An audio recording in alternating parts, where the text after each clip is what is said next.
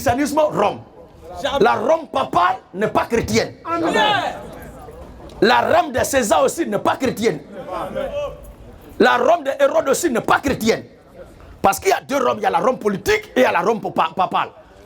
Lors de la conquête hier du monde par la Rome, à travers la politique de César, a changé de posture, a changé de manteau, a changé d'enveloppe. Aujourd'hui, c'est la conquête du monde par la Rome papale. C'est pourquoi les pays dans lesquels se trouvent les bases implantées solidement de l'église catholique romaine sont des pays qui ne vont jamais se retrouver et qui n'auront jamais de paix au plan économique et politique. Parce que ce sont des porte-paroles subtils de la barbarie occidentale. Jésus-Christ n'est pas un occidental. Christ est oriental. Parce que le salut vient de l'Orient. La vie est orientale. La résurrection est orientale. Le christianisme est oriental. L'occidentalisme, nous disons Abba. Alors, pour revenir à l'histoire de Anne qui l'a pris.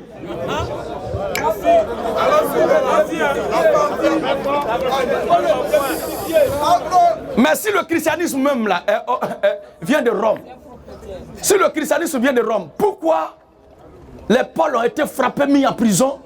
Pourquoi les Pieds ont été crucifiés la tête en bas par les Romains? Parce qu'ils prêchaient le christianisme. Pourquoi? Comment un militant de RHDP va voir un militant de RHDP en train de parler des biens fondés du RHDP et RHDP va l'attraper, le frapper pour le mettre en prison sans toutefois parler du FPI. Sans toutefois parler du FPI. Dit que lui là, c'est un FPI, il est en train de parler du... Ok. Il est en train de parler du bien du FPI et les membres dirigeants du FPI attrapent ce dernier pour le frapper parce qu'il est en train de parler de bien fondé du FPI. Vous-même là, quand vous dites ça, que le christianisme vient de Rome, je vous ai bien situé la datation historique de l'église catholique romaine de l'an 312 et elle est devenue une église d'État en 325. C'est ce jour-là qu'elle a signé le pacte avec la politique au concile de Nicée. Vous n'avez pas ces informations historiques et vous voulez faire des discussions bibliques. Moi je suis...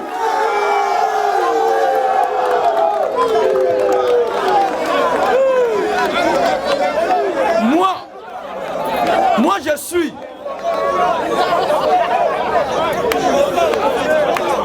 S'il vous plaît les frères, s'il vous plaît. Moi je suis pour les contradictions. Mais ne venez pas me contredire avec arrogance. Parce que quand c'est comme ça, ce n'est plus sous forme de préoccupation, mais c'est une position que vous affichez. Mais si vous affichez une position, soyez capable de la définir dans les Écritures. Le missionnaire nous a parlé du christianisme, ou bien de l'idéologie qui serait de Rome, sans toutefois nous montrer quand même dans les Écritures où les gens parlaient de christianisme et puis ils ont été battus, mais quand même voici les origines des choses au plan biblique que nous sommes en train de lire. Il a pris le cas de la prophétesse Anne. Parce que les frères ont dit, si vous voyez une femme qui dit « Mon frère Jésus t'aime », c'est une femme qui a été déçue de la vie et elle est en quête de mari. Alors, prenez-la.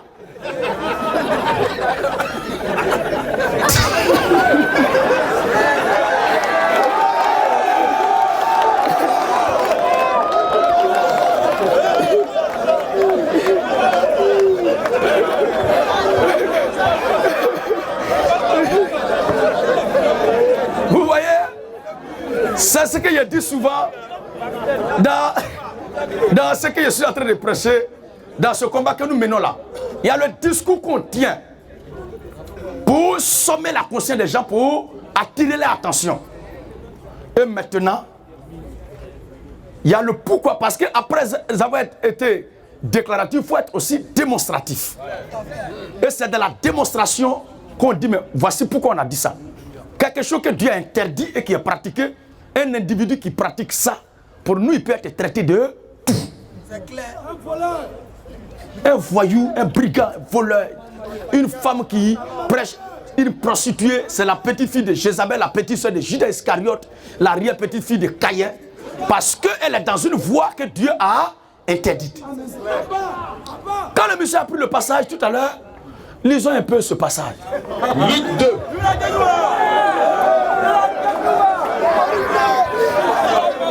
Oui. À partir du verset 36. Oui. Il y avait aussi une prophétesse. Il y avait aussi une prophétesse, Anna, Anne, fille de Phanuel, fille de Phanuel. de la tribu d'Azer. Regardez très bien en Israël. Pour être du nombre des sacrificateurs et entrer dans le temple pour offrir le sacrifice, pour présenter le péché du peuple, c'est toujours un lévite que Dieu utilise. Et c'est la posture, la fonction des lévites. En commençant par ça déjà, on écarte l'option qu'elle soit dans la sacrificature déjà. Nous ne contestons pas qu'une sœur peut avoir le don de prophétie. Et le don de prophétie qu'une sœur peut avoir, effectivement, elle exerce dans le temple. Non, ne confondez pas le don de prophétie et le ministère prophétique. Sinon, la personne que Dieu a envoyée pour être le précurseur, le maître de cérémonie pour présenter le Seigneur sur la scène mondiale pour que Jésus présente la coupe de sang à l'autel de la croix pour le pardon de son peuple, c'est Jean-Baptiste.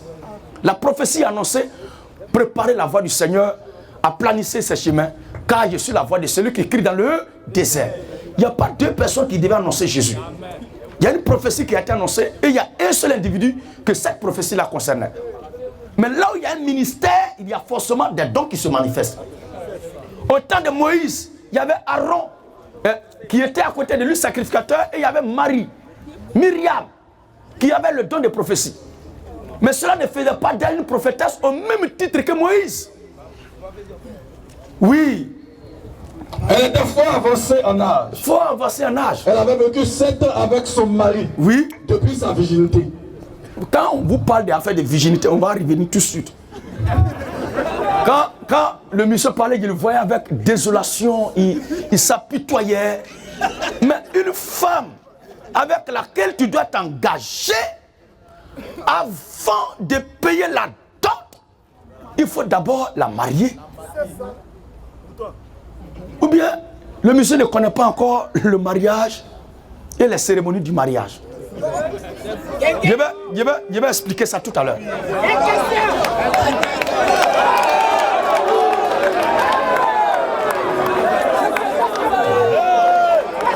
Parce que de temps où nous sommes là,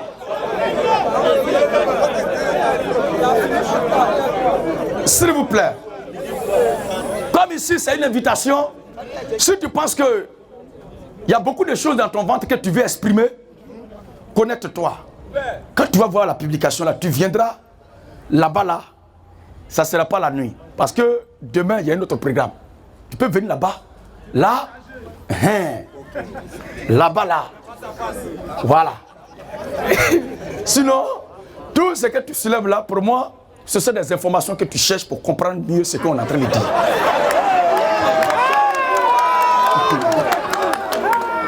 Oui. Restez veuve. Restez veuve. Et âgée de 84 ans. Elle ne quittait pas le temple. Elle ne quittait pas le temple. Oh, c'est qu'on dit, on dit à bas le ministère de la femme, si vous voyez une femme qui prêche dans les rues, c'est que le pasteur lui a dit, si tu veux te marier, viens à Jésus. Et jusque-là, le mariage que le pasteur lui a promis, elle n'a pas encore obtenu ça. Donc, comme celui qui l'a appelé n'est pas capable de lui donner la promesse qu'il a faite, elle-même s'engage pour se chercher. Alors, elle ne quittait pas le temple. C'est dans le temple. Oui. Elle servait Dieu nuit et jour. Elle servait Dieu nuit et jour. Dans le jeûne et dans la prière. Voici sa façon de servir Dieu. Maintenant, comme elle a un don, est arrivée. Oui. Elle aussi. À cette même heure. Oh, le ministère n'est pas une affaire d'heure. Le ministère d'un serviteur de Dieu, dès que ça commence, c'est toute sa vie. À cette même heure, elle louait Dieu. Elle louait Dieu. Et parlait de Jésus. Elle parlait de Jésus à tous ceux qui attendaient la délivrance de Jérusalem. Voilà. D'ailleurs, Jésus lui-même n'a même pas encore commencé à prêcher pour dire qu'on prêche le Christ. Il n'a même pas encore donné le pourquoi est-ce qu'il est venu sur terre. Jésus n'a même pas encore commencé son ministère. Or, c'est juste après ça qu'il a été présenté. C'est-à-dire, dès qu'il a été présenté au temple, il est encore bébé même. Jésus n'a même pas encore commencé.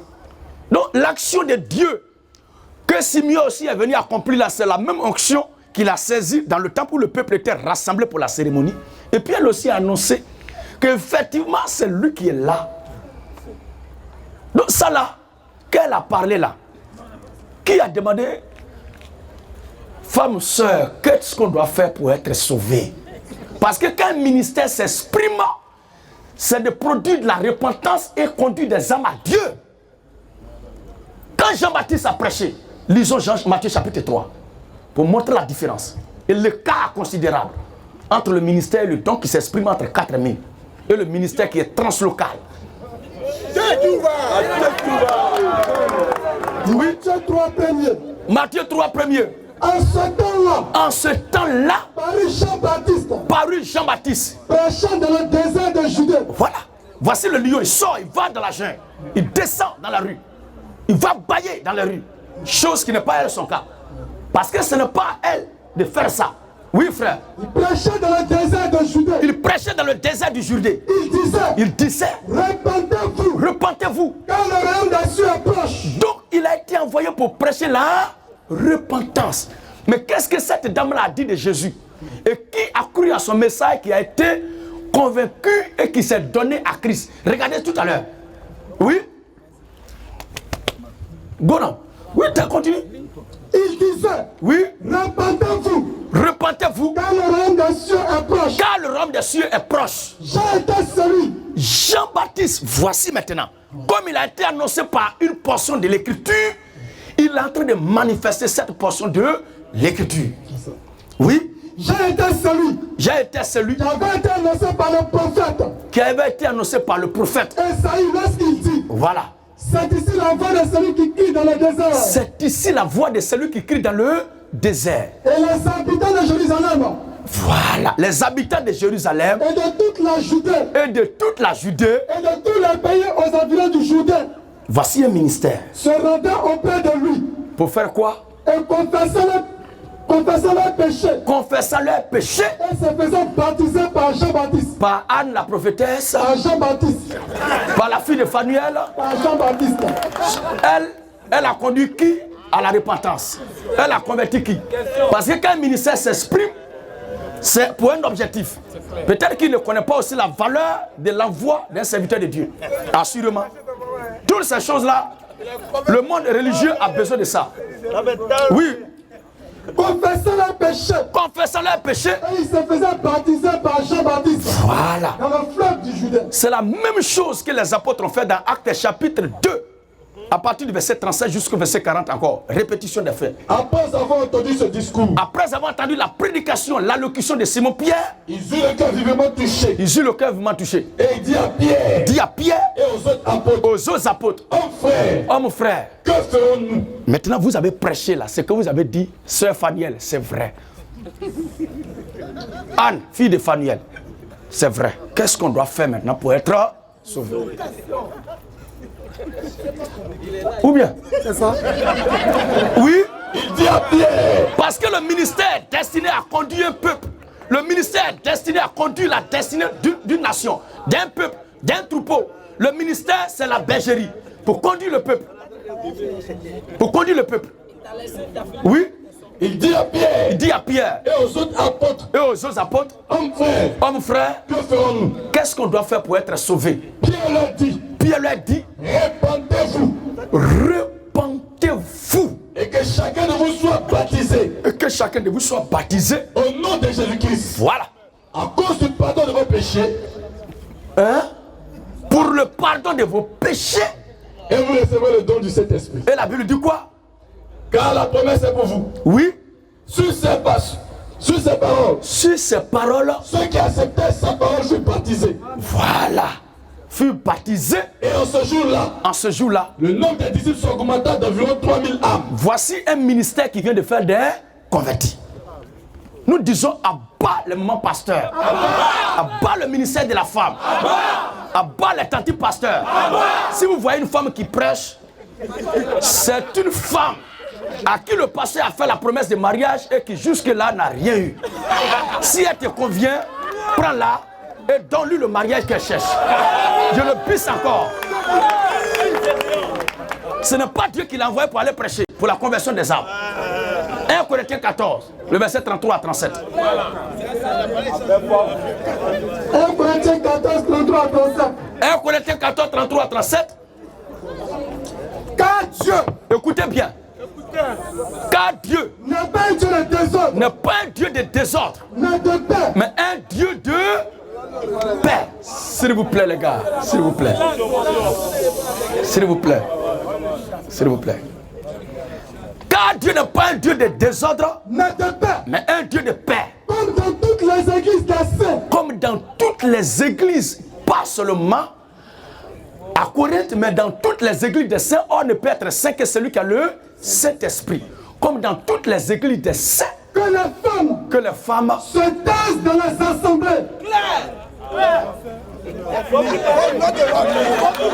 Donc, quand le président doit venir dans un endroit là, tout le monde peut prendre Gombo pour taper président Harry. Tout le monde peut faire ça. Mais quand on parle maintenant de celui qui doit être le représentant de l'État dans un pays en tant qu'ambassadeur, n'importe qui ne peut pas venir jouer ce rôle-là. C'est une affaire de vocation, d'élection, de choix. Donc pour être représentant de Dieu, pour conduire la destinée de son peuple, représenter le ciel là, il faut être appelé de Dieu. Mais le grand Dieu des cieux descend. Même toi-même tu parles de Anne la prophétesse, ça c'est petit même. Moi je vais te dire autre chose.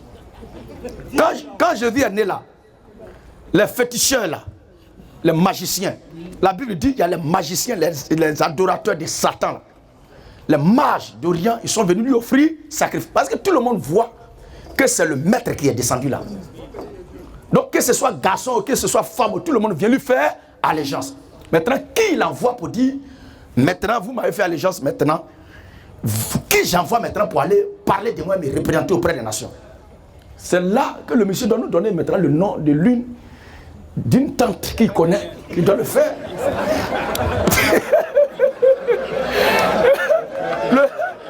le nom d'une tante. À part la tante du pasteur.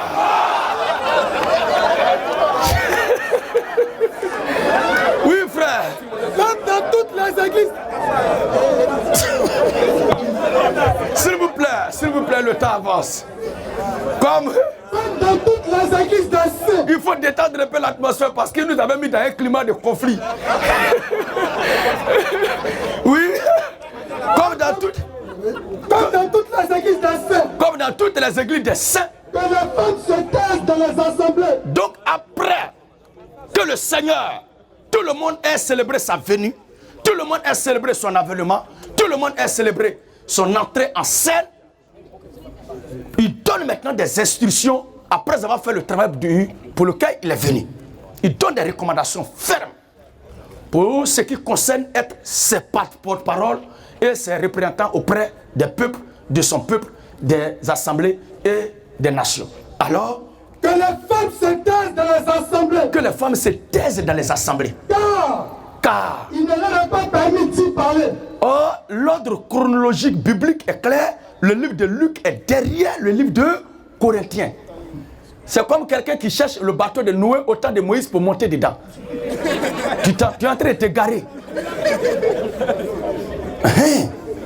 Alors que Josué est en train de dire, faisons le tour de Jéricho. Toi, tu dis maintenant, tu vas quitter l'Égypte pour traverser la mer Rouge, tu vas te noyer. Parce que c'est Moïse qui a reçu l'ordre de faire sortir le peuple pour traverser la mer Rouge. Donc nous ne sommes plus à la naissance de Jésus dans le temple où Phanuel a célébré aussi. Mais après la naissance de Jésus, Jésus a grandi. Il a prôné une idéologie, le christianisme, sa doctrine, son enseignement, et il donne des recommandations fermes pour ce qui concerne être ses représentants. Oui. Que les femmes se taisent dans les assemblées. Que les femmes se taisent dans les assemblées. Car il ne leur a pas permis d'y parler. Y est complément par substitut, complément circonstanciel de lieu. Donc remplace l'église. Donc la femme n'a pas le droit de parler dans l'église. Maintenant, quand le monsieur disait tout à l'heure que ça veut dire que notre corps est le temple de Dieu. Dieu va nous donner la différence entre le corps qui est le temple de Dieu et le local de rassemblement. Il dit, si tu bois notre corps est le temple du Saint-Esprit, je vais lui montrer c'est quel corps qui est le temple du Saint-Esprit. Et c'est sur ça, je vous dis au revoir. Parce que ça que sera. Demain, oui, demain, oui, ouais, la polygamie. Oui, c'est polygamie là, c'est ça qui est... Mariage. Ok.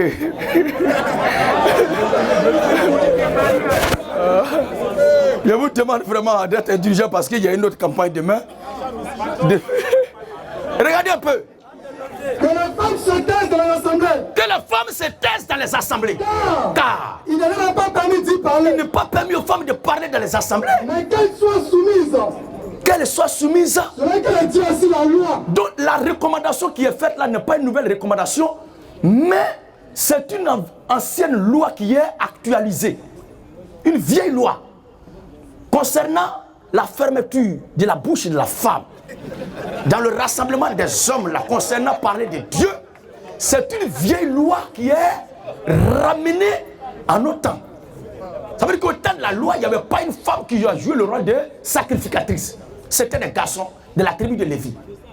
Alors, si elles veulent s'instruire, même l'animal de sacrifice qui devait être présenté sur l'autel devait être un animal mâle. Garçon. Dieu est très strict là-dessus.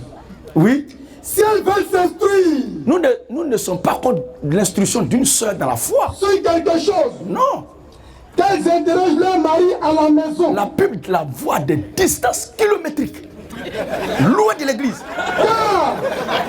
Car il est malséant. Ah, attendez, il est quoi? Il est malséant. Luc a parlé à la naissance de Jésus. Jésus a grandi, il a prêché, il donne maintenant des instructions aux apôtres qu'il a choisis. Selon qu'il est dit dans Luc chapitre 10, le verset 16. Luc 10, 16. Le temps est parti. Jean chapitre 13 aussi, le verset 20. Luc 10, 16. Oui, on va revenir.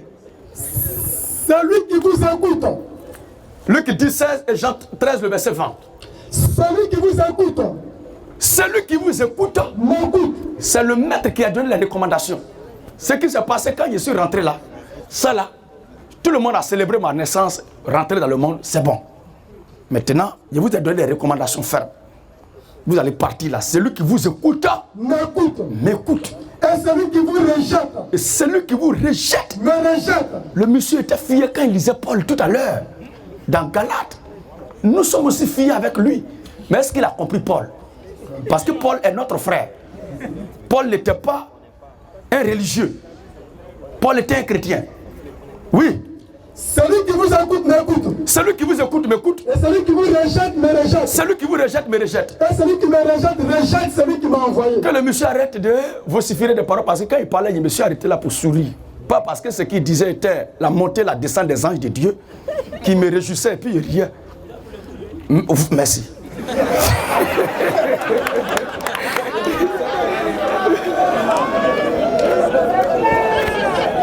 Alors, quand il est malséant, à une femme. Donc c'est l'un des envoyés de Jésus-Christ qui est en train de parler. Il est malséant à une femme. De parler dans l'église. De parler dans l'église. Maintenant, votre corps est le temple de Dieu. C'est dans ton corps. Femme là va venir parler. Bon, c'est pas grave, comme je suis encore là, je vais faire la part des choses. Oui? Est-ce de chez vous? Maintenant, vous qui luttez pour que femme prêche là, est-ce de chez vous? Que la parole de Dieu est sortie.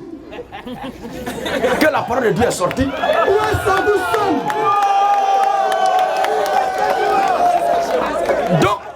Donc Paul avait affaire aussi. Paul avait affaire à son époque à ces mêmes réactions, à ces mêmes esprits, à ces mêmes réalités-là. Et ce sont les mêmes causes qui produiront toujours les mêmes effets. Mais comme c'est le même remède qui détruit les mêmes effets, les mêmes remèdes seront utilisés pour détruire les mêmes effets. Alors, est-ce de chez vous? Est-ce de chez vous? Que la parole de Dieu est sortie. Que la parole de Dieu est sortie? Où est-ce que vous sommes? Si vous croyez que c'est Dieu qui vous parle, est-ce que c'est à vous seulement que Dieu a parlé? Que la Qu'elle est parvenue. Si quelqu'un croit être prophète ou inspiré, qu'il reconnaisse que ce que je vous écris. Qu'il reconnaisse que ce que je vous écris est un commandement du Seigneur. Est un commandement du Seigneur.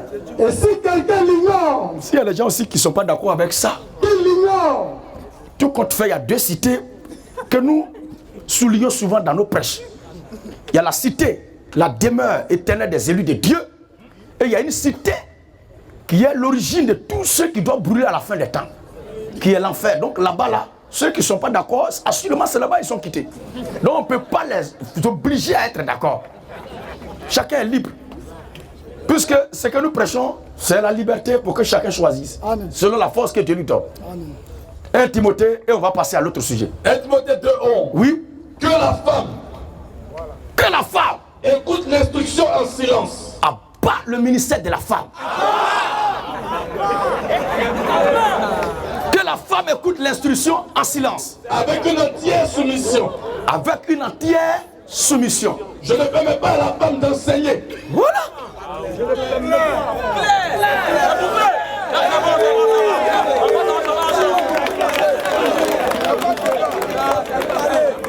Et maintenant, le pourquoi est-ce que Dieu rappelle que la femme ne doit pas enseigner? Pourquoi Dieu va rappeler le pourquoi? Je ne permets pas à la femme d'enseigner, ni de prendre l'autorité sur l'homme. Oui. Mais elle doit demeurer dans le silence. Elle doit demeurer dans le silence. Car Adam était formé le premier. L'homme étant le chef. Aucun chef ne devait recevoir des instructions de son subalterne. Voici le général de Boblé qui est là et le national Castraté, qui étant suppliant de ces généraux-là, peut lui donner des ordres. L'autorité du chef ne se discute pas. Donc l'homme ne peut pas être le chef de la foi, il va s'asseoir et puis il faut avoir une instruction. Ça ne peut pas marcher. À tes bancs.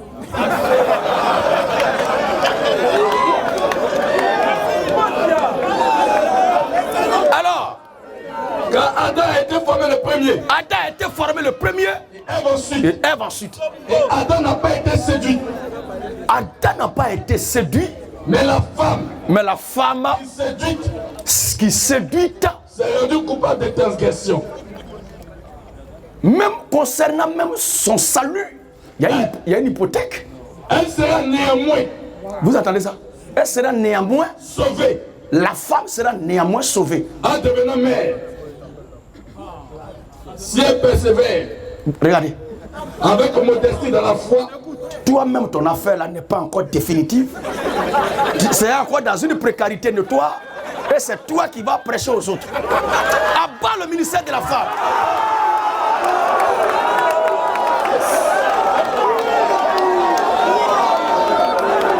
Nous passons maintenant à la boisson.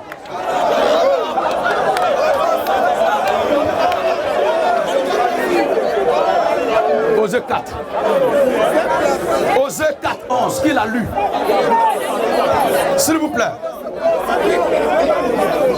Osée 4, 11. Osée 4, 11. J'ai été surpris quand j'ai entendu le camarade dire que Noé a bu et sous le fait de la boisson, il a maudit. C'est pas vrai.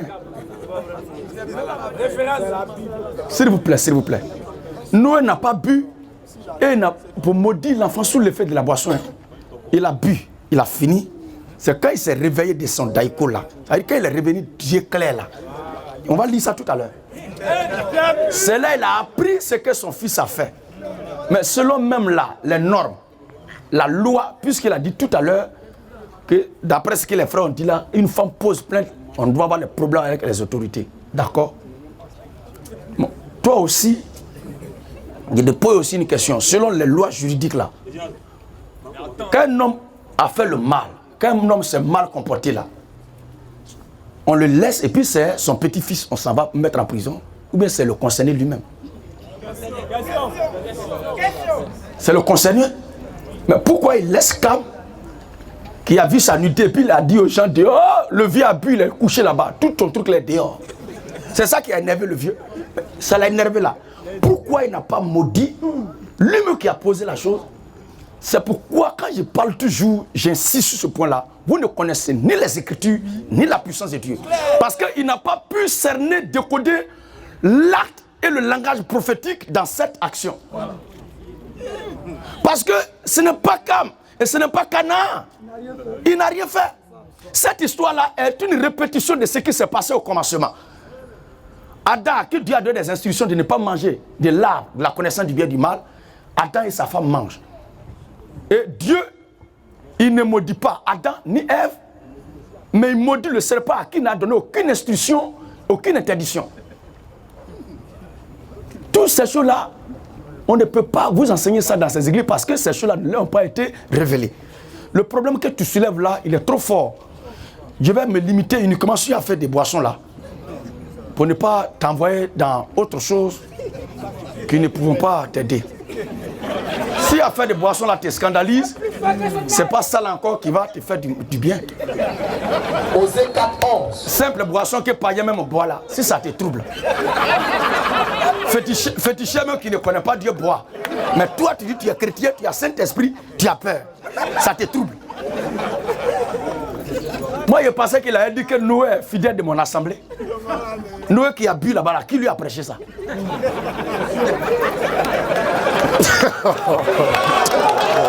Jean, et quand on pose maintenant des questions, on passe aux explications.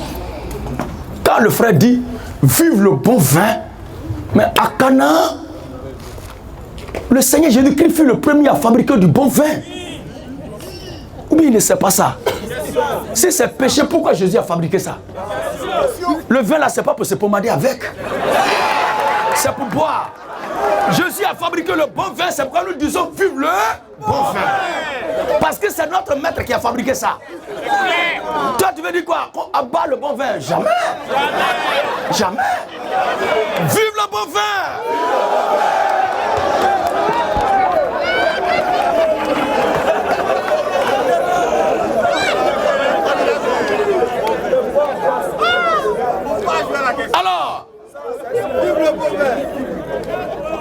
Alors, dans le livre de Jean chapitre 2, dans le livre de Jean chapitre 2, on va lire le passage. Jean chapitre 2. Écoutez-vous-même. 3 jours après, Oui. il eut des noces à Cana en Galilée. Il eut des noces à Cana en Galilée. C'était à un mariage. La mère de Jésus était là. Oui, il y a son chef qui est arrivé, il veut le célébrer. Oui. La mère de Jésus était là. La mère de Jésus était là. Et Jésus fut aussi invité aux noces avec ses disciples. Voici pourquoi nous, on exalte tout ce que notre Dieu a fait. Parce que tout ce qu'il a créé est bon. Oui. Le vin ayant manqué. Le vin ayant manqué. La mère de Jésus lui dit. La mère de Jésus lui dit. Ils n'ont plus de vin. Juge chapitre 9. Juge. Le passage qui dit que le vin réjouit le cœur de Dieu. Je ne sais pas si Dieu en regardant vin là, c'est ça son cœur réjouit. Ou bien comment est-ce que ça produit réjouissance là? On va lui montrer ça. La chose que Dieu lui-même boit qui le réjouit. Tu es trop petit dans cette affaire.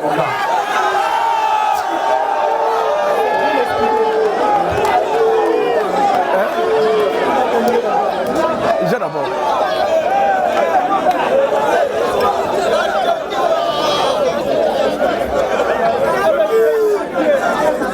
Aussi, Matthieu, chapitre 26, à partir du verset 26 jusqu'au verset 29. Et même au paradis aussi, on va boire le vin là-bas. On va lire ça. On va lire tout ça là.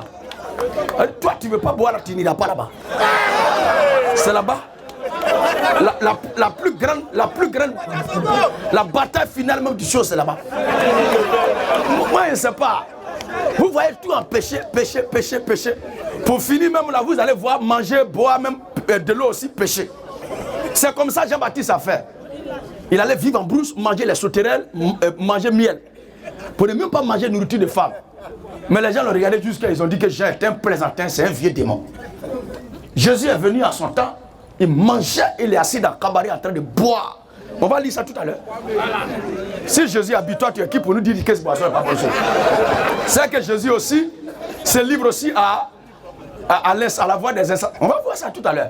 Ce que tu ignores, c'est que quand un arbre est bon là, son fruit est bon. Mais quand un arbre est mauvais, son fruit est mauvais.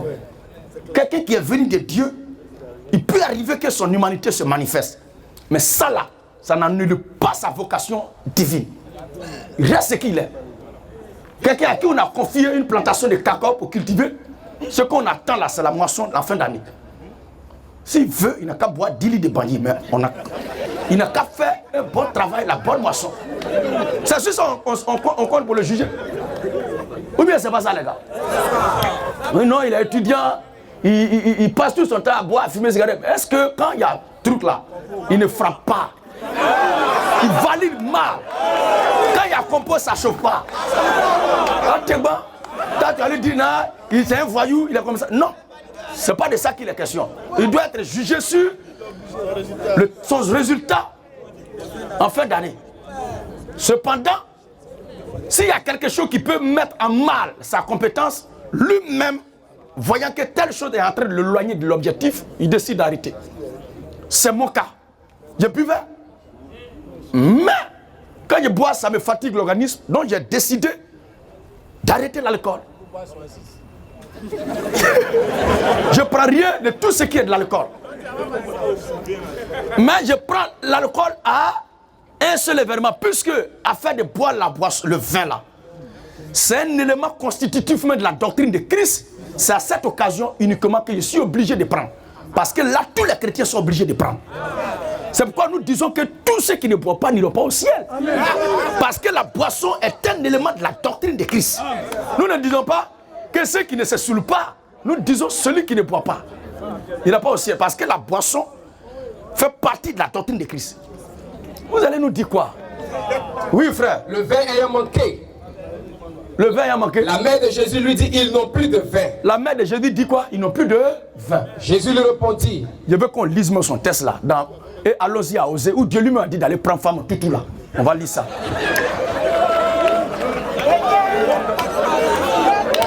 Lisons ça. Lisons Osée 4:11 d'abord. Osée 4:11. Alléluia! Vive la révolution chrétienne! Cette lutte que nous menons là, vous avez le choix. Soit vous vous mettez à ses côtés, ou bien vous serez par là. Il y a des choses que je me garde de dire parce qu'il me dit qu'il y a certaines consciences qui sont faibles. Mais si on veut m'attaquer sous prétexte que ce qu'il dit n'est pas vrai, ce qu'il dit mot pour mot, trait pour trait, il y a un passage au moins de la Bible. On va lire ça tout à l'heure, où Dieu lui-même de sa propre bouche sanctifiée a dit à un de ses prophètes d'aller prendre femme d'Andjou. On va lire ça, non? Osée 4:11. Oui. La prostitution.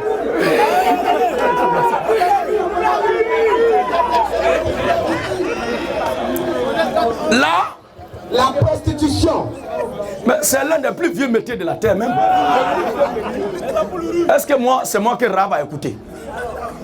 Or, Rahab, c'est l'arrière-grand-mère de Jésus.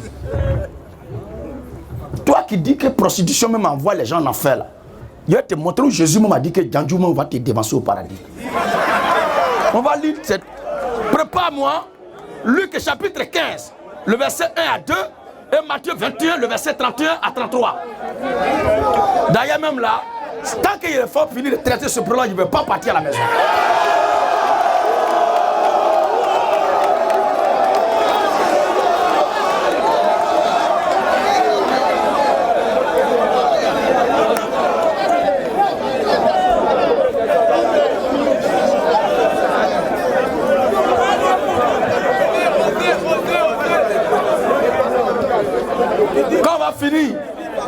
Quand on va finir prostitution là, on va arriver sur boisson, on va terminer maintenant par polygamie.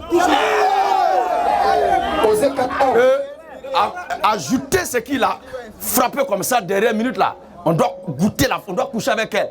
Avant de la il n'a pas encore vu ça. Moi je ne sais pas pourquoi ils ont peur. En quoi est-ce que je dois monter dans un baka ou bien un car, arriver à la gare? Donc je ne dois pas demander votre car là va où? Je vais monter dedans comme ça? Est-ce que c'est une mauvaise intention? C'est pas une mauvaise intention. C'est pour être bien sur Dieu afin que je puisse monter. Mais ça va souffrir.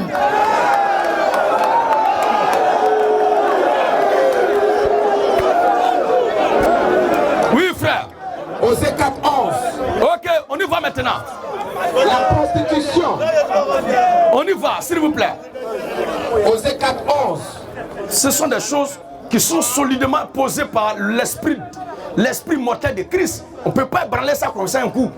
Oui.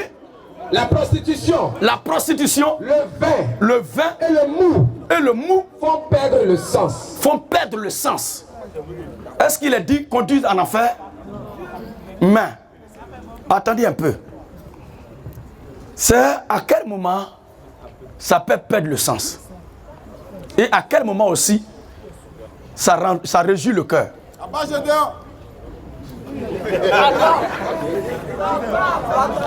Oui. Osée 1, 1 à 2. Écoutez maintenant. La parole de l'Éternel. La parole de l'Éternel Fut adressée à Osée, fils de Béri.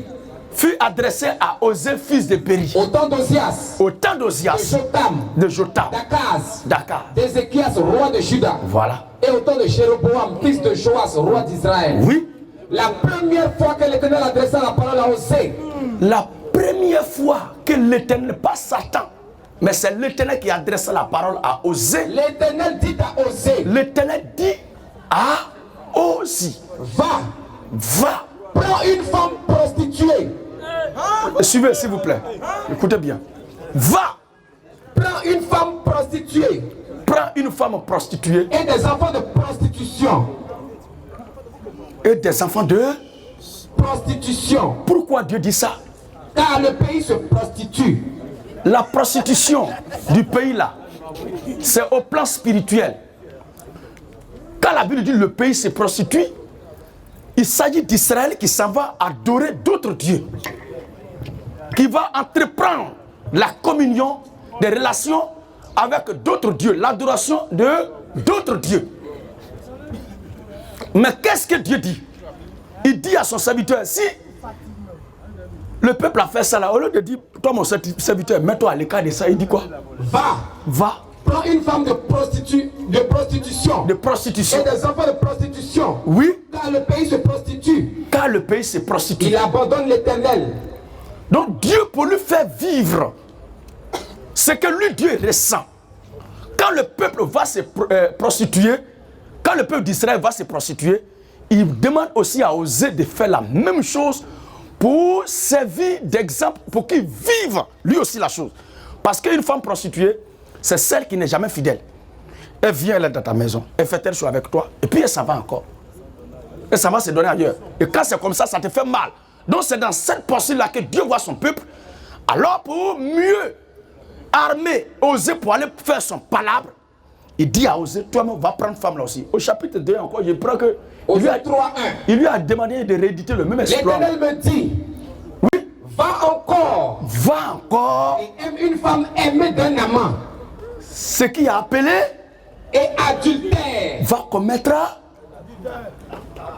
ça, lui, si lui là, il était là, et puis il a vu Osée, parce qu'il ne voit pas dans la conduite de Osée l'action divine et le pas prophétique. Il n'a pas compris ça là. C'est de cette même façon qu'a fait de Cam, de Noé et Canaan l'a troublé. Lui aussi, s'il était là, je suis sûr, je vous le dis, qu'il dirait que Osée c'est un diable en personne. Est-ce qu'il peut croire en Osée? Mais il faut attendre d'abord. Quand Dieu commence quelque chose, il ne faut pas jeter la pierre. Cherche à comprendre d'abord. C'est ça le mal de l'homme. Nous ne posons pas de questions pour comprendre. Mais nous prenons position, nous passons à la phase répressive. Mais si ce que tu as combattu, tu découvres à la fin, dans la poche de son cadavre, que c'est ça qui est vrai, tu fais quoi? Alors que tu n'as pas le pouvoir de ressusciter ça. C'est pourquoi il faut prendre le temps de vérifier. C'est pourquoi d'abord, il faut bien goûter avant de s'en cacher.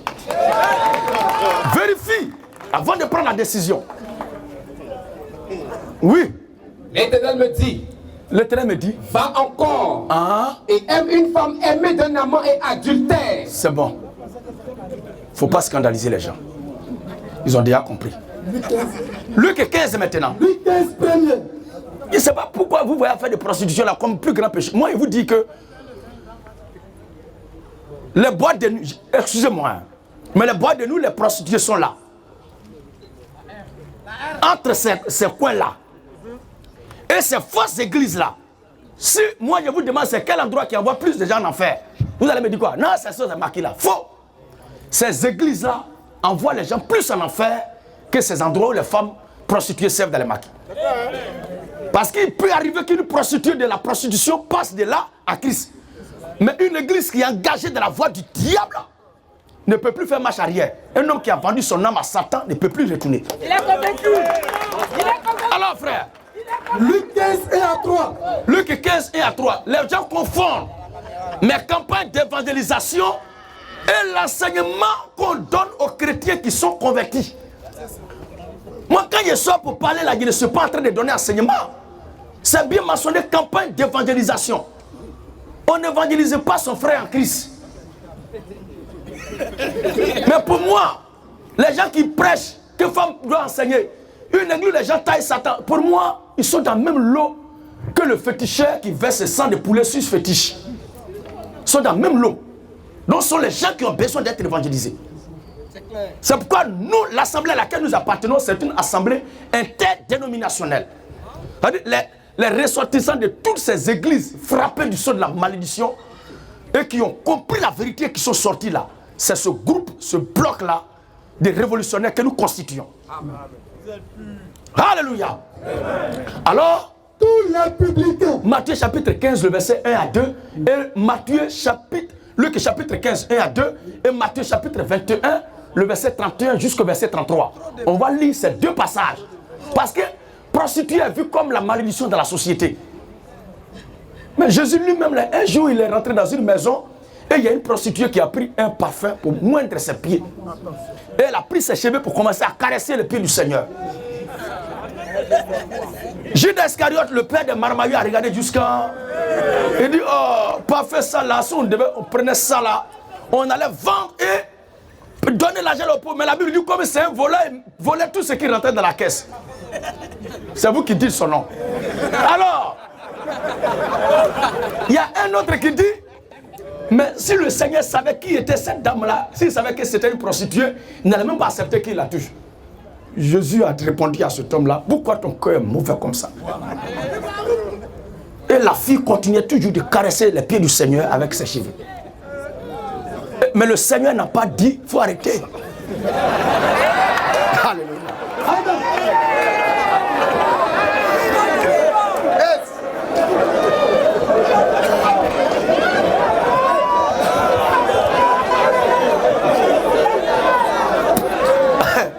Moi, je suis venu apporter... Je suis venu répondre à l'invitation de la fête pour apporter mon message. Les gens ont voulu que je prêche. Donc lui-même m'a mis dans mon assiette. Donc, Dieu merci, je suis réquisitionné. Oui, frère. Luc 15 premier. Luc 15 premier. Tous les publicains. Tous les publicains. Et les gens de mauvaise vie. Et les gens de mauvaise vie. S'approchaient de Jésus pour l'entendre. Qui sont ceux qui s'approchaient? Tous les publicains. Parce que les gens religieux de son temps, les pharisiens, les scribes, les sadducéens se disaient trop saints. Ils disaient que Jésus avait un sale comportement. Jésus avait un comportement, une conduite immorale. On va lire ça tout à l'heure. C'est ce qu'ils ont dit à Jésus. Les publicains. Les gens de mauvaise vie. Quand la Bible dit les gens de mauvaise vie, c'est que ce sont les gens de... Quand la Bible dit les gens de mauvaise vie, c'est que ce sont les gens de mauvaise vie. Si lui, les voit là, il ne peut pas causer avec eux. Mais tous les publicains, et les gens de mauvaise vie. mais qui vous a dit que le médecin est venu soigner ceux qui sont en bon état? C'est celui qui boit, moi, il dit que tu vas en enfer, la boisson est diable. Vous êtes sûr que cet homme-là peut écouter ce qu'il va dire? Je dois lui présenter Christ et dire que c'est vrai. Tu bois, ce n'est pas un crime. Ce n'est pas pour ça que tu vas aller en enfer. Mais il faut croire en Jésus, parce que si tu ne crois pas en Jésus, tu ne vas pas être sauvé. Christ entra dans la vie de son enfant. S'il juge bon, parce qu'il voit que la boisson va faire du mal à son corps ou à son avenir, c'est Christ lui-même qui se charge d'enlever en lui la soif de l'alcool. Ce n'est pas moi qui dois lui dire, arrête de boire, arrête de fumer. Si moi-même je lui dis ça là, et que moi-même je bois, je suis quoi? Vous dites aux gens, arrêtez de pécher, mais vous-même là, Quand vous devez dormir, vous mettez à genoux, Seigneur, pardonne-moi, je suis un pécheur, hypocrite que vous êtes. Donc tu es pécheur, tu dis aux autres de ne pas pécher. Dieu bénit sa parole. Oui, frère. Tous les publicains et les gens de mauvaise vie. Tous les publicains et les gens de mauvaise vie S'approchaient de Jésus pour l'entendre. s'approchaient de Jésus pour l'entendre. Les pharisiens Hein? et les scribes murmuraient en disant. Les pharisiens, c'est-à-dire les gens des églises, les gens qui à travers la Bible, la Torah, murmuraient en disant, Cet homme accueille des gens de mauvaise vie. cet homme accueille des gens de mauvaise vie Et et mange même. avec ces hommes. Dieu ne les a pas rejetés. Il ne les a pas condamnés, il ne les a pas chassés. Il est du nombre de ceux-là. Ils sont du nombre de ceux qui ont voulu lapider cette femme-là d'après un surpris en flagrant délit d'adultère. Ce message que nous prêchons n'est pas un message qui consacre la vie du chrétien au désordre, au libertinage, mais il situe la responsabilité de ce qui concerne le salut du croyant en forgeant tout sur Christ. Pour que, étant sauvé maintenant, Christ en toi puisse lui-même te forger. Comment? Oui. Les pharisiens et les scribes Les pharisiens et les scribes murmuraient disant. cet homme accueille des gens de mauvaise vie accueille des gens de mauvaise vie. et mange avec ces hommes. La réponse du Seigneur. Mais Jésus leur dit cette parabole. Matthieu chapitre 21, le verset 31 à 33. Et Jésus leur dit. Oui. Je vous le dis en vérité. Je vous le dis en quoi? En vérité. En vérité, je vous le dis. Les publicains Les publicains et les prostituées et les prostituées là, vous dévorceront dans le royaume de Dieu. il n'a pas dit les anciens prostitués, les anciens publicains. Il n'a pas dit anciens prostitués, anciens publicains. Tel que tu es la vie à Jésus, il te sauve.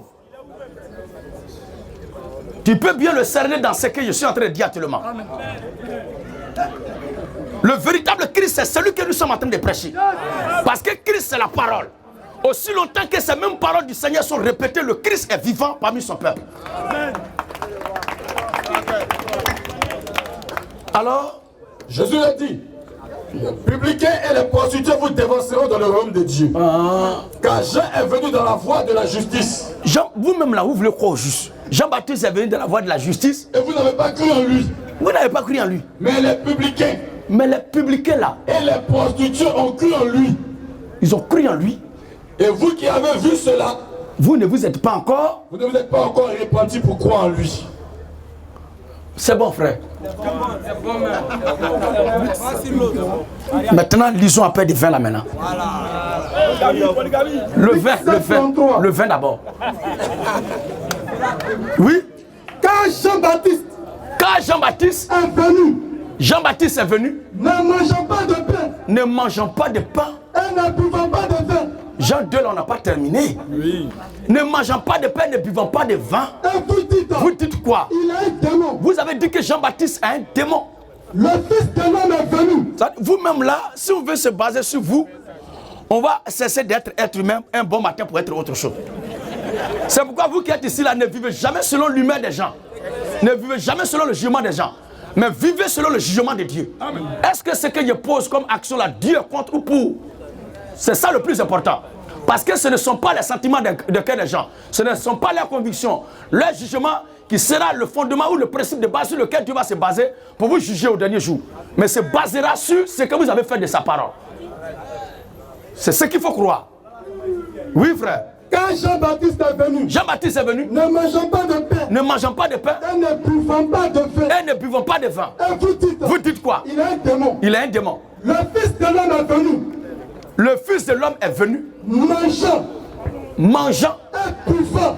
C'est comme ça qu'on va évangéliser. Les gens, ils ont portable sur eux. Dès qu'ils voient quelqu'un qui commence à me parler d'une façon, la même temps, ils font sortir portable pour faire direct. Et quand je suis en train de donner la réponse maintenant, ils ne filment pas.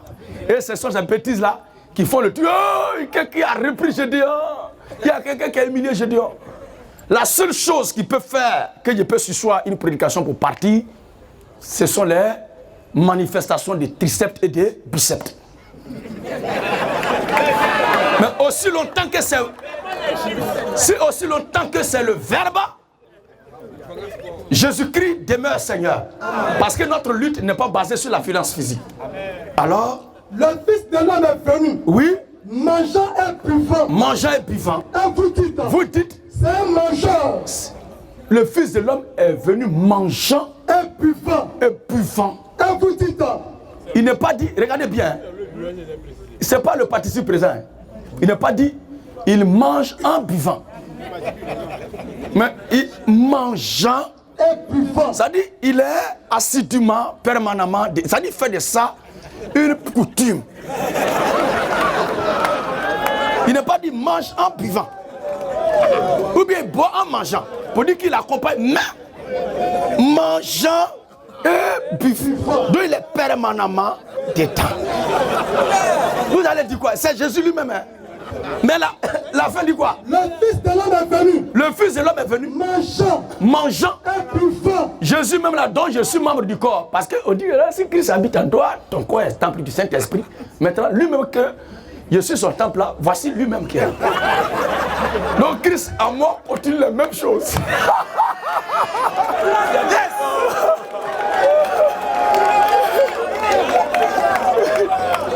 Oui frère. Le Fils de l'homme est venu, Le Fils de l'homme est venu mangeant et buvant. manger et buvant. Et vous dites, c'est un mangeur Il est aussi nommé au quartier mangeur. et buvant. Vous pensez que c'est à cause de lui on l'appelle buveur? Un ami des publicains Un ami des publicains. et des gens de mauvaise vie. C'est avec ceux-là, ils marchent toujours. Je ne veux pas aller loin. Maintenant, lisons le dernier passage où Dieu lui-même, le vin régit son cœur. Là, on va passer à autre chose. Juge 9, Voilà. 12 à 13. Les arbres disent à la vie, Les arbres disent à la vie, viens toi, viens, toi, règne sur nous. toi la vie, viens régner sur nous. Mais la ville leur répondit, La vie, donc c'est la vigne même qui est témoin. L'arbre même qui produit les fruits qui donnent à fabriquer le vin. Regardez ce qu'il va dire. mais la ville leur répondit, La vie répondit, renoncerai-je à mon vin? hein? Renoncerai-je à mon vin Renoncerai-je à mon vin? qui réjouit Dieu? Le vin réjouit. Dieu.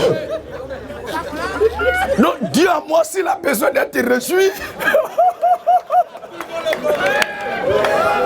Vive le bon vin.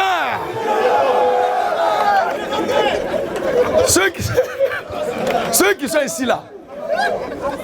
ici là, je crois que chacun est quand même responsable. On ne peut pas dire que c'est moi que les gens ont écouté pour créer Solibra. Est-ce que le directeur fondateur de Solibra là c'est mon fidèle? Moi c'est en 2001 là que j'ai commencé à prêcher. Oh Solibra, nous-mêmes on était au village. Depuis 83 quand j'ai commencé, j'étais au CE1, CE2. Je me souviens très bien que grosse bière là, le goût que ça avait là, c'est pas le même goût aujourd'hui. Voilà. Alors, il dit le vin au paradis. Oui frère, termine. Je ne le dis pas pour exciter les gens à se livrer à des vices de la société. Mais je dis qu'au-delà de tout ça là, Dieu nous a toujours aimés. Et ce qu'il nous demande pour que nous soyons sauvés, c'est de croire en Jésus-Christ, en sa parole. Maintenant, si lui-même entre en nous, il se chargera de nous dépouiller des vices qui vont nous éloigner de lui. Amen. Voici ce qui est aussi simple que ça. Oui, frère. Renoncerai-je à mon vin Oui. qui réjouit Dieu et les hommes? Ça réjouit Dieu et les hommes. Ecclésiaste chapitre 19, le verset. Ecclésiaste 19. Oui. Ecclésiaste chapitre 10, le verset 19. On fait des repas. On fait des repas. Pour se divertir. On fait des repas pour se divertir. Le vin. Mais la Bible dit quoi? Le vin rend la vie joyeuse. Le vin rend la vie joyeuse. C'est l'excès là qui n'est pas bien. C'est l'excès qui est condamné par les Écritures. C'est l'excès qui détruit. Ce n'est pas seulement boisson. Mais tu vas boire le jusqu'à... Si tu es rassasié, il faut arrêter. Tu vas manger jusqu'à tu es rassasié, il faut arrêter. Même, excusez-moi, comme quand je parle de ces jours, je dis que je fais la promotion de l'immoralité. Faire l'amour avec ta femme là, ta compagne, c'est pas mauvaise chose. Mais quand tu veux excéder, tu vas tomber. Maintenant, c'est pas parce que tu as eu problème de nerfs que afin de faire rapport avec la femme est un péché. Mais c'est l'excès que tu as fait là. Donc l'excès en toutes choses nues. Proverbe 20. Proverbe 20 premier. Proverbe chapitre 20, le verset 1er. Le vin moqueur. Le vin moqueur. Les boissons fortes sont tumultueuses. Les boissons fortes sont tumultueuses. Et quiconque en fait excès. Quiconque en fait excès N'est pas sage. n'est pas sage. Ne pas dire ne pas sauver. Parce qu'on peut être un enfant de Dieu et ne pas être sage. Parce que dans un village, dans un pays, tout le monde n'est pas sage. Cependant, il est déjà citoyen du pays. Il ferme la porte en même temps pour tout raisonnement. C'est ça. Ok. Matthieu chapitre 26, le verset 29. Oui. Je vous le dis en vérité. Je vous le dis en vérité. Je ne parle plus désormais de ce fruit de la vigne. Ça veut dire que le jour où le Seigneur était en train de faire ce serment-là, il avait la coupe en main. Il a tiré d'abord. Parce qu'il dit quoi? Je ne boirai plus. Je ne parle plus désormais de ce fruit. Il est dans l'action même. Je ne boirai plus désormais de ce fruit de la vigne. Oui. Jusqu'au jour où j'en boirai du nouveau. Où j'en boirai. Il n'a pas dit à nouveau, mais du nouveau. Avec vous. Avec vous. Dans le royaume de mon Père. Maintenant, qui va envoyer ça dans le royaume de son Père? Vive le bon vin. C'est la religion qui nous a fait croire que l'alcool était un péché. C'est la religion occidentale. C'est l'église des occidentaux qui nous ont fait croire que la boisson était un péché. Mais la Bible en aucun cas n'a condamné la boisson. C'est l'excès en toute chose qui est condamné par les Écritures. Je reviens sur cette affaire de polygamie. Il dit la polygamie, le premier individu qui a pratiqué la polygamie, c'est un enfant de Caïn. Un petit-fils de Caïn. Aniké. C'est vrai. Et à ce sujet-là, Dieu n'en disconvient pas. Mais il ne faut pas t'arrêter à là. Si c'est parce que pour nous là, que ce soit lié de Satan ou bien de Adam, ils ont tous été créés par Dieu. C'est pourquoi quand Ève a accouché Caïn, elle a dit, j'ai fait un homme avec l'aide de l'Éternel. Donc tous ont été créés par Dieu. Si c'est parce que la polygamie a été pratiquée par un descendant de Satan, que c'est un péché, c'est qu'on doit fouiller tout ce qui est dans la société, connaître bien leur origine avant de s'engager. Et on va voir certaines choses qui tirent leur origine de la famille de Caïn, qui est descendance de Satan. On va voir. C'est que toi-même où tu es assis là, je n'ai pas encore dit ça, c'est notre frère. Genèse 4, 17. Oui. Caïn connut sa femme. Caïn connut sa femme. Elle conçut et enfanta Enoch. Elle enfanta Enoch. Il bâtit une ville. Il bâtit une ville. Il donna cette ville le nom de son fils Enoch. Est-ce qu'avant ça, quelqu'un avait bâti une ville? Est-ce qu'avant ça, quelqu'un a bâti une ville? Donc le premier qui a bâti une ville, c'est un enfant de Caïn. Donc vous qui habitez les villes, allez-y au campement. On continue encore, on ne va pas s'arrêter là. Parce que si c'est ça, il va dire ça aussi. Le mec prit 2 femmes. Le mec prit 2 femmes. Le nom de l'une était Ada. Oui. Le nom de l'autre Tsila. Oui. Ada enfanta Jabal. Il fut le père. Il fut le père de ceux qui habitent sous des tentes et près des troupeaux. Donc, les bergers là. Oui, oui. Voilà. Les gens qui habitent sous les tentes là. Les flattiers là, c'est leur père. Donc si tu les vois, il ne faut pas causer avec eux. Parce que tu es en train de causer avec les enfants de Satan. Et si tu vois les gens aussi qui sont à côté des troupeaux de bœufs là, il ne faut pas causer avec eux. Oui. Le nom de son frère était Choubal. Il fut le père. Il fut le père de tous ceux qui jouent de la harpe. Ah! Il est le père de qui? De tous ceux qui jouent de la harpe. Mais l'instrument musical le plus préféré de David, c'est quoi? La harpe. Donc David utilise un instrument qui tire son origine de Satan. Donc David est un satanocrate. C'est un sataniste. C'est ce que ça veut dire. C'est ce que ça veut dire sur son raisonnement. Continue à quoi, frère? Et de tous ceux qui jouent du chalumeau. Du chalumeau. S'il a de son côté, enfanta Toubal-Caïn, Qu'est-ce que lui va faire? qui forgeait tous les instruments d'airain et de fer. Donc, où tu es là, où tu es là, si tu as une fois utilisé un instrument qui est fait de fer, mon frère, si tu as une fois touché quelque chose qui est fait de fer, tu n'es pas loin d'aller chez Caïn Tubal. Caïn Tubal. Imagine.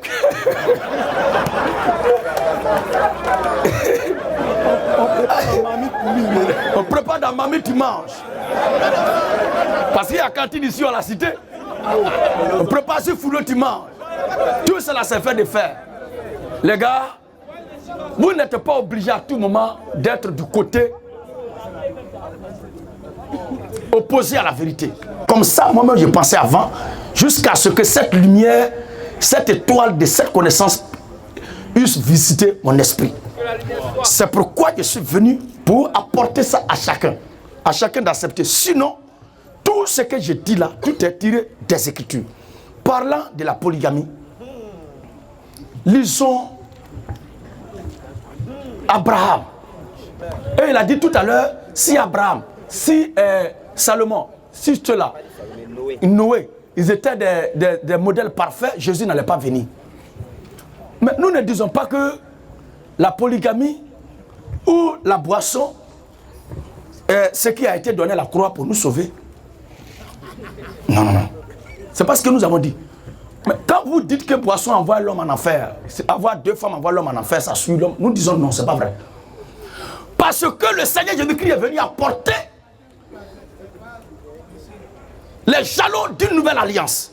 Regardez, il y a deux grandes alliances. Il y a l'alliance de la loi, l'Ancien Testament, et l'alliance de la grâce, le Nouveau Testament. La première alliance donnée est basée sur des principes lorsqu'elle fut promulguée par Dieu à travers Moïse.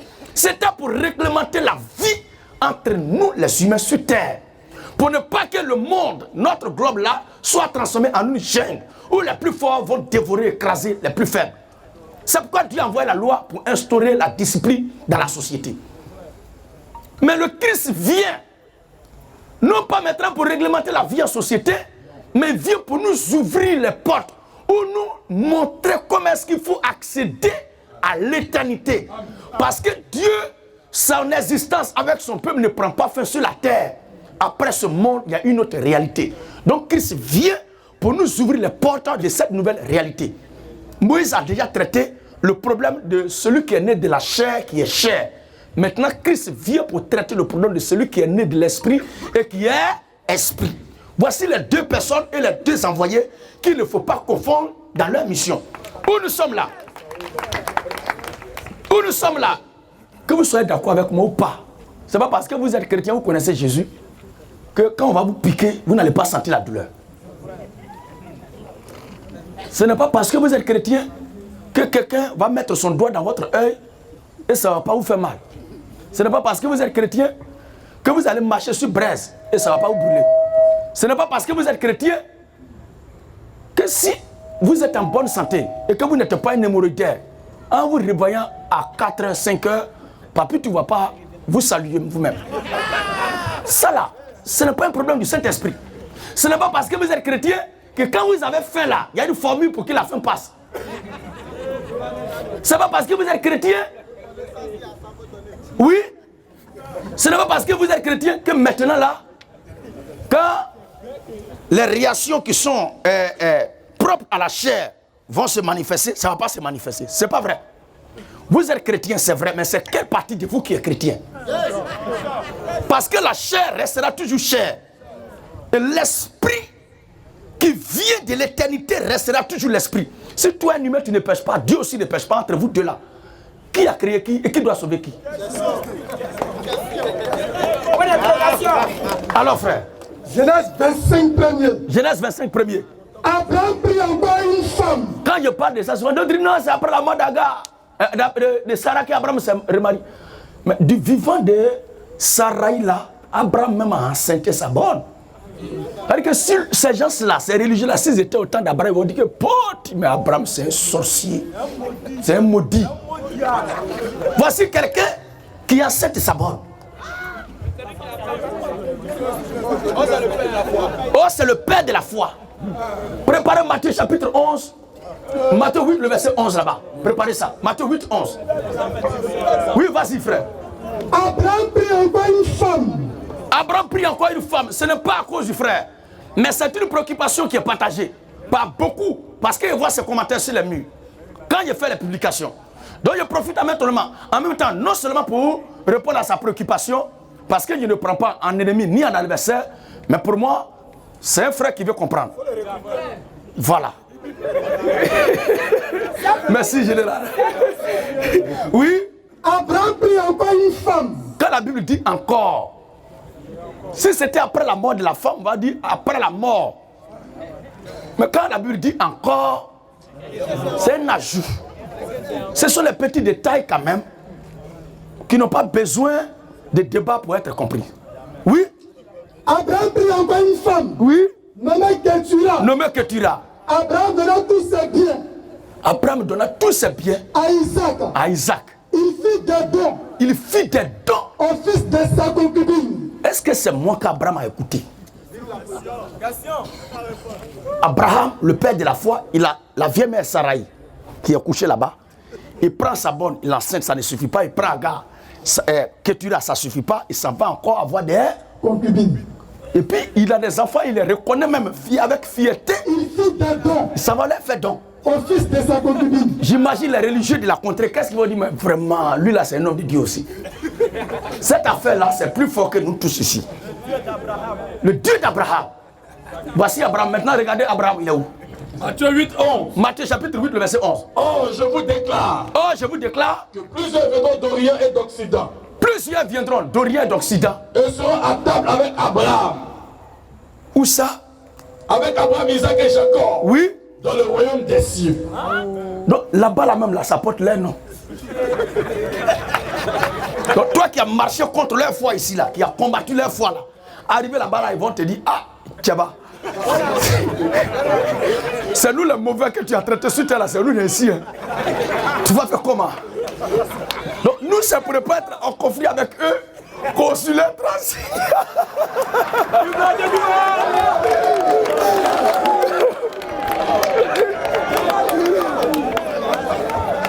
Le Seigneur Jésus-Christ, dans le combat, dans la lutte qu'il a menée, il est venu pour nous réconcilier avec le ciel. Il est venu nous communiquer la vie éternelle. Il est venu nous transférer le sceau éternel. Il est venu nous communiquer le sceau immortel pour que nous retournions dans le royaume des cieux. Parce que les histoires que nous sommes en train de traiter là, problème de femmes, boissons, tout ça là, sont les choses qui sont propres à la chair. Mais ce qui concerne le ciel, dès qu'on quitte ce corps-là, c'est sur la base de ce qu'on a cru du Seigneur, c'est ça qui nous introduit là-bas. Non, si le Seigneur m'a dit à la résurrection, les gens ne prendront pas de femmes, ni les femmes ne prendront pas aussi de maris, parce qu'ils seront tous asexués. Ils seront comme des anges de Dieu. Je ne sais pas pourquoi ça devient une polémique. Et d'ailleurs, même en Afrique, ici, plus ou moins, nous sommes tous descendants, plus ou moins, d'un foyer polygame. Nous sommes plus ou moins descendants d'un foyer polygame. Et même, je vais vous surprendre, Jésus dont on est en train de discuter à son sujet là, il est sorti d'une famille polygame. Vous voyez un peu? Jésus est de la tribu de Juda. Quand le frère parlait avec ironie, de façon lapidaire, de comment est-ce que Jacob a eu ses femmes, nous les chrétiens là, pour nous rien ne se fait par hasard. Tout se fait avec l'accord, le plan préétabli de Dieu. C'est Dieu qui a fait ça. Dieu sachant très bien que les 12 tribus devaient être fondées, qu'est-ce qu'il faut faire? Il donne alors des femmes qui doivent donner les 12 tribus, dont les 4 femmes. C'est le plan de Dieu, le chiffre 4 Pour nous, c'est significatif. Parce que dans le livre, c'est pourquoi je vous dis que vous ne comprenez ni les Écritures, ni la puissance de Dieu. Parce que dans tout ce qui se fait, vous regardez avec les yeux humains, vous condamnez. Le chiffre 4 est un chiffre évocateur. Après le bishop.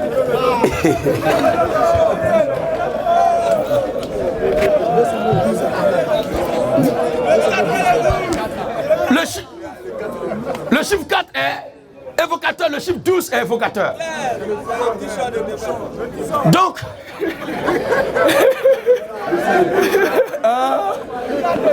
l'auto-gagnant.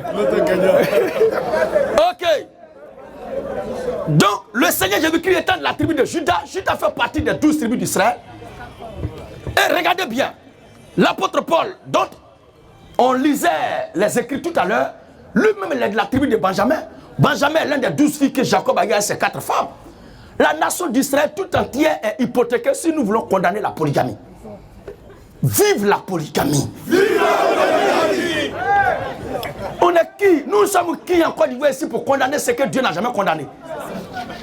Si la polygamie est d'origine diabolique, est d'une origine de la semence de Caïn, de Satan, pourquoi est-ce que Dieu laisserait ça rentrer aussi dans sa propre lignée, dans la race royale, dans cette race illustre, que lui-même s'est fait pour être son choix, pour porter son nom, au point qu'il est appelé Israël son premier-né. Voici le premier-né, qui est polygame. Et qu'est-ce qu'on va me dire? Lisons maintenant le passage où Dieu lui-même a homologué la chose. 2 Samuel 12. On va d'abord dire 2 Samuel 12. Lisons 2 Samuel 12 là. 2 Samuel 12 à partir du verset 8. Écoutons. Hein. Et Nathan dit à David. Ici là, c'est pas un homme de Dieu qui parle, c'est Dieu lui-même qui parle. Et Nathan dit à David. Nathan dit à David. Tu es cet homme-là. Voici le roi David qui a laissé toutes ces femmes qu'il a. Je crois qu'il y a un frère qui est en Thaïlande. Il dit là-bas, la femme l'est versée. Que le crime que tu commets, puis l'acte que tu poses, puis on ne peut pas te laisser en vie là. C'est de prendre femme de quelqu'un. Parce que femme qui est versée partout là, toi c'est femme de quelqu'un d'autre que tu vas prendre. C'est que tu es un maudit, un sorcier. Il ne peut rien pour toi. Vous voyez un peu? David, avec toutes ces femmes qu'il a, il les laisse. Il prend la femme du riz, il le tue. Dieu dit, mais, ah tiens, toi aussi. Regardez ce que Dieu dit dans la complète. En frappant de l'épée, Uri le tient. Et en prenant, et tu as pris sa femme pour en faire ta femme. Voilà. Or, ici, dans la Bible dit, tu as pris sa femme pour en faire ta femme. Quand est-ce qu'elle est devenue sa femme? C'est à cause de l'acte sexuel. Il n'y a pas d'autre. Il n'y a pas fiançailles. Il n'y a pas quoi. Il a récupéré ça. Il a testé. Même tel a fait ça.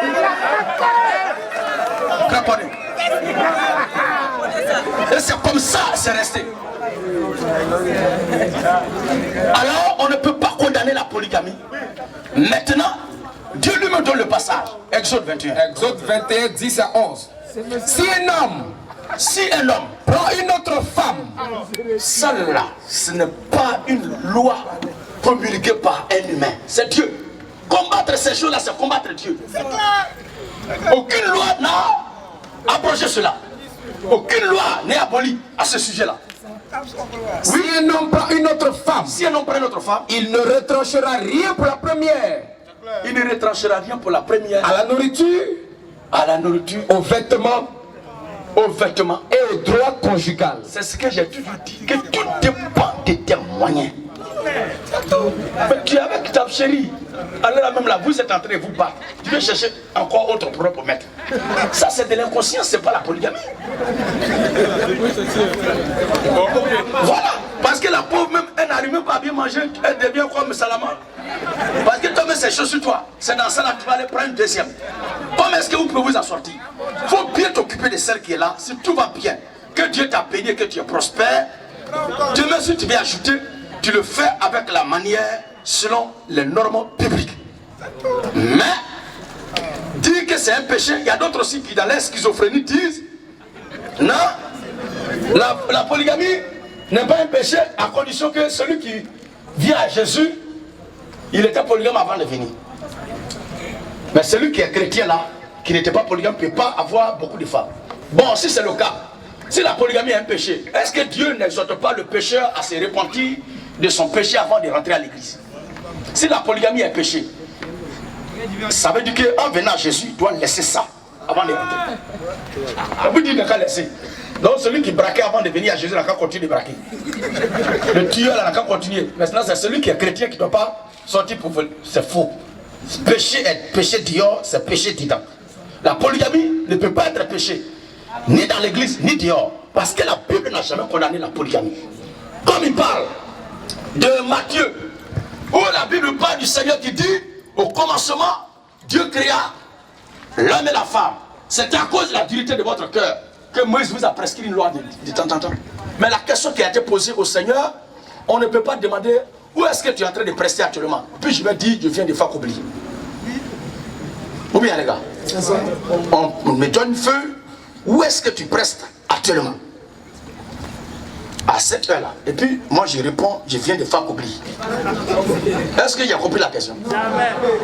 On pose la question au Seigneur, est-il permis à un homme de répudier sa femme? Et vous prenez ça pour changer sur terre pour combattre la polygamie. Mais il est en train de répondre à la question du divorce. Ils ont demandé au Seigneur, est-il permis à un homme de répudier sa femme pour un motif quelconque? Et le Seigneur dit, n'avez-vous pas lu ce que le Seigneur a dit à Moïse et le Créateur au commencement? Mais et ils ont dit encore, mais pourquoi est-ce que Moïse nous a prescrit une lettre de divorce? Et non, ce n'est pas la polygamie. Il dit c'est à cause de la dureté de leur cœur. Quelle était la dureté de leur cœur? Parce qu'ils murmuraient contre Moïse. C'est pourquoi la Bible dit qu'ils ne connaissent ni les Écritures, ni la puissance de Dieu. Le Seigneur les ramenait maintenant sur l'acte que Moïse était en train de poser. Parce que Moïse avait une femme qui est Ketura, qui est de Séphora plutôt. Séphora qui est de sa propre race. Et il allait prendre au-delà de cette femme, de sa race-là, une femme éthiopienne. Le peuple a commencé à murmurer. Et Dieu a frappé même les gens pour ça. Dans Nombre chapitre 12. Et aussi, là, ils ont commencé à murmurer pour dire Moïse, le mec qui a dit qu'on ne doit pas prendre femme étrangère, lui il allait prendre femme étrangère. Il ne savait pas que l'acte que Moïse posait était un acte divinement inspiré. Moïse était le prototype du Seigneur Jésus-Christ. Parce que la même façon que Moïse, à sa naissance, il y a eu trouble parmi les Juifs. C'est de cette même façon aussi à la naissance du Seigneur Jésus-Christ, il y a eu trouble en Israël. De la même façon que Jésus est rejeté à sa naissance, c'est comme ça aussi Moïse aussi a été rejeté à sa naissance. Parce qu'on devait ôter la vie à tout garçon premier-né qui venait à l'existence. Et Moïse a été récupéré, déposé dans une coupelle pour être déposé sur les eaux là-bas pour le cacher. C'est de cette même façon aussi le Seigneur a demandé aux parents de Jésus de le récupérer pour se réfugier quelque part. Parce qu'on doit tuer l'enfant. Puisque Hérode a donné l'ordre, allez-y prendre des renseignements pour trouver où cet enfant est né, pour que moi aussi il vienne la donner. Or, l'intention masquée d'Hérode, c'était d'aller assassiner Jésus. On continue encore. Moïse a été rejeté. Quand il a parlé aux Juifs, ils ont dit, mais qui t'a établi juge sur nous? C'est de cette même façon si Jésus a été rejeté. Mais c'est ce même Moïse rejeté là qui est revenu plus tard, qui les a conduits, qui les a délivrés. Ce même Jésus qu'ils ont rejeté reviendra pour les délivrer et pour les conduire dans ce pays et royaume de Nivana. Moïse était législateur, le Seigneur Jésus-Christ aussi était législateur. De la même façon que le preuve fatidique de la mer Rouge était devant le peuple juif, où il ne pouvait pas passer, et Moïse a levé le bâton et il a fait le chemin. C'est comme ça aussi la création tout entière a connu un blocage total. Lorsque Jésus qui est venu nous délivrer de la mort, a connu un blocage total au niveau de la mort. Qui pouvait nous délivrer? Jésus a apporté la délivrance comme Moïse a apporté la délivrance face à la mer. Jésus l'a fait pour nous dans le cas de la mort. De la même façon que Moïse est dispensateur de la première alliance qui a plus dominé l'Ancien Testament, c'est de cette même façon aussi, nous marchons et nous marcherons dans l'alliance que le Seigneur Jésus-Christ a donnée jusqu'à la fin de notre existence. Donc on ne peut pas voir ce même type en train de poser un acte et se poser la question, mais quelle est la signification de cet acte-là? De la même façon que, à cause de l'esprit de désobéissance de la femme de Moïse, Moïse a répudié Séphora pour aller prendre une femme étrangère. Le Seigneur Jésus-Christ aussi a été obligé de tourner tout à Israël parce qu'il a été rejeté par Israël. Israël a été insoumise et Jésus s'est tourné vers les nations. Voici ce qu'ils ne comprenaient pas. Ils sont en train de murmurer. Alors, Moïse dit pour soulager votre douleur, puisque vous ne comprenez pas. Si vous voulez prendre notre femme, vous voulez vous séparer de votre femme pour aller vous diriger ailleurs, alors séparez-vous d'elle. Sinon, ce n'était pas pour dire que l'acte que Moïse a posé là, c'était pour condamner la polygamie. C'est pas vrai. Moïse lui-même avait 3 femmes. Oui, Moïse avait 3 femmes.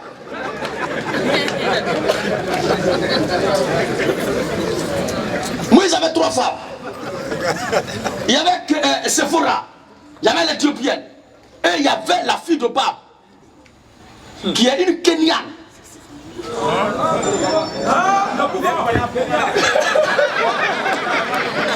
Donc, ne vous livrez pas à ce combat peu fructueux. Parce que ce sont des choses qui sont solidement implantées et ça doit subsister d'éternité en éternité. Parce que c'est la parole de Dieu et rien ne changera. Ce n'est pas moi qui ai dit avant d'aller doter une femme, pour la mettre sur ton toit, il faut aller d'abord avec elle. Ce n'est pas moi qui l'ai dit. C'est Dieu lui-même qui a dit ça. Lisons le passage. Exode 22:16.